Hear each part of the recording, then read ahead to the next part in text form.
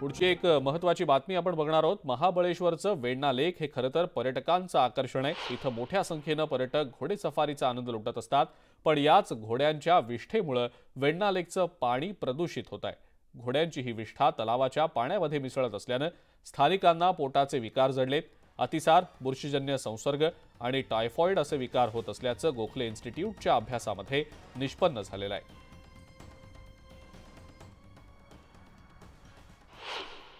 तर यासाठी उपाययोजना करणे गरजेचे आहे।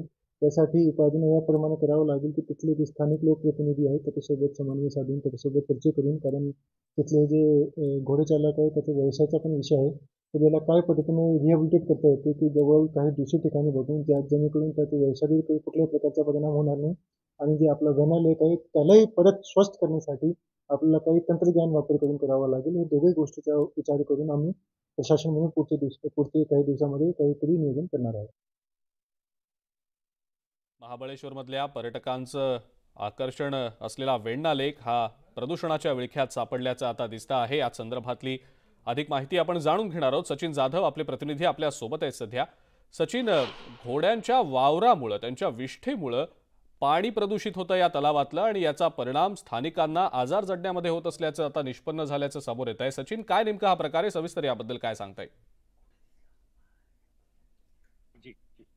खरं पाहायला गेलं तर महाबळेश्वर हे थंड हवेचं ठिकाण आहे आणि लाखो पर्यटक दरवर्षी महाबळेश्वरला भेट देत असतात आणि याच दरम्यान महाबळेश्वर मधलं एक दुसरं आकर्षण म्हणजे वेण्णा लेक तलाव आहे आणि याच्या शेजारी असलेले घोडसवारी, हॉर्स रायडिंग आहे, याचं आकर्षण पर्यटकांना खूप असतं। याच्यासाठी पर्यटक या ठिकाणी येत असतात। मात्र या ठिकाणी जे 150 ते 200 घोडे दररोज वावरत असतात, याची लीज जी आहे, याची विष्ठा आहे, ही पाण्यात मिसळली जाते आणि याच्यामुळे एक विशिष्ट प्रकारचा बॅक्टेरिया पाण्यात खूप प्रमाणात मिसळला आहे आणि याच्यामुळं नागरिकांना आणि पर्यटकांना पोटाचे विकार, अतिसार, अन्नबाधा अशी सुद्धा पुढं सगळं येऊ लागलेलं आहे आणि याच्यामुळं खूप गंभीर परिस्थिती महाबळेश्वरमध्ये पुढच्या काळात निर्माण होऊ शकते असं सुद्धा सांगितलं जातंय। आणि गोखले इन्स्टिट्यूट ऑफ पुणे यांनी हा निष्कर्ष काढलेला आहे।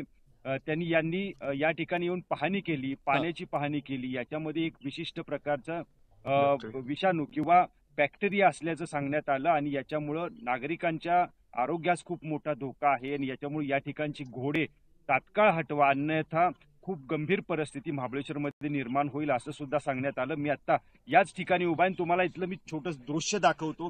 हे ग्राउंड तुम्ही महाबळेश्वरचं खरं तर पाहू शकता। या ठिकाणी 150 ते 200 घोडे दररोज वावरत असतात, हजारो पर्यटक या ठिकाणी येत असतात आणि तुम्हाला ही जी माती दिसते खाली, या मातीमध्ये ही विष्ठा मिसळली जाते आणि ही माती समोर असलेला हा जो तलाव आहे वेण्णा लेकचा, या वेण्णा लेक तलावामध्ये जाते आणि यामध्ये तो बॅक्टेरिया जो आहे तो यामध्ये मिसळला जातो आणि याच्यामुळे खूप मोठा आरोग्यावर परिणाम महाबळेश्वर मधल्या लोकांच्यावर होत आहे। कारण या तलावामधून महाबळेश्वरला आणि पाचगणीला पाण्याचं सप्लाय होत असतो आणि हा सप्लाय रोजचा होणारा हे पाणी पिलं जातं आणि याच्यामुळे खूप मोठा परिणाम आरोग्यावर नागरिकांच्या होताना आपल्याला पाहायला मिळतोय।